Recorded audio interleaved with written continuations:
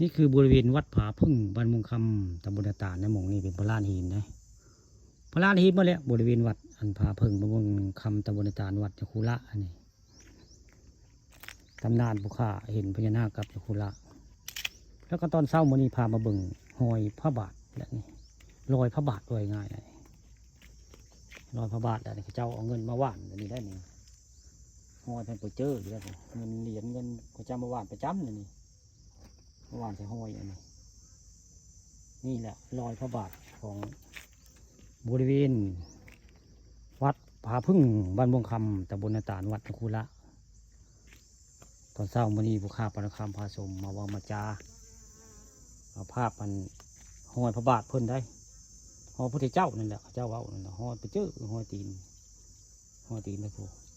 ใหญ่อยู่ได้เปรียบเทียบกับแม่นคนกับพุทโธ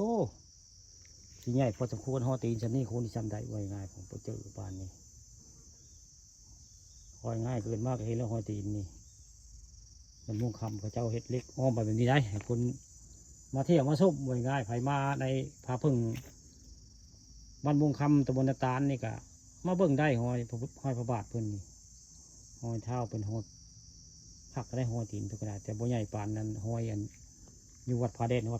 ใหญ่เลยเปิดพี่เลือกแต่ห้อยผาเด่นถึงผาเด่นก็มีได้ผู้ข้าไปเห็นนั่นละรอยพระบาทแต่ตอนนี้น้อยกว่าผาเด่นนี่ใหญ่ได้เจ้าก็เขียนป้ายไว้เลยพอเขียนป้ายไว้ได้เขียนป้ายนั่นนี่ได้เงินเจ้าก็วาดจะได้ห้อยตีนหัวเท้าคนได้เศร้าสายแล้วล่ะมือนี่สายแล้วได้อันผู้ข้ามาในวัดวาลามเพิ่นพามีผู้ข้ามาหาเฮ็ดโมเมนต์มาหาเฮ็ดกระเม่น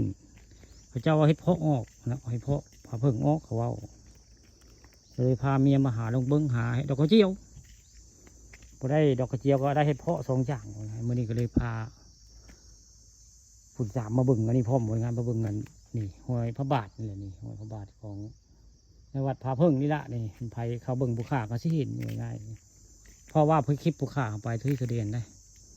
ไปถ่ายเมื่อโมงนี้ได้มันโบกคงที่ผู้ข้าไปเลือดเปื่อยง่ายๆนี่ก็คือบริเวณเป็นป่านี่ได้เป็นป่าในหลังอันนี้ละหลังวัดกุฏิมีคุระนี่แหละนี่ผู้ข้าปาดังคำก็พามาเบิ่งพามาเที่ยวป่าได้เหมือนนี่ย่างไปป่าหมู่นั้นหมู่นี้เนาะนี่แหละป่าหลังวัดมีคุระหมู่นี้เบิ่งแล้วคือคล้ายๆพระเจ้าถูกทิ่มวัดหนึ่งของชายจะมีกุฏินั่นจำเบิ่งนี่กุฏิเก่าว่าเขาถูกทิ่มว่าอันนี้เบิ่งเดียวนี่คิดว่าซีเมนต์ได้หมู่นี้สงสัยเป็นกุฏิเก่าเบิ่งหินกระทุกทิ่มเบิ่งแล้วนี่แหละบริเวณวัดมีคุระแล้วนี่หลังกุฏิเพื่อนแหละนี่ข้าก็บ่เคยมาข่ายเพื่อนในหมู่นี้ข้าก็มามือเล็กได้นี่บริเวณหมู่นี้โอ้เป็นแบบนี้เนาะนี่แหละบริเวณหลังวัดมีคุระแล้วหมู่นี้หลังเฮือนหลังกุฏิเพิ่นว่าง่ายหมู่นี้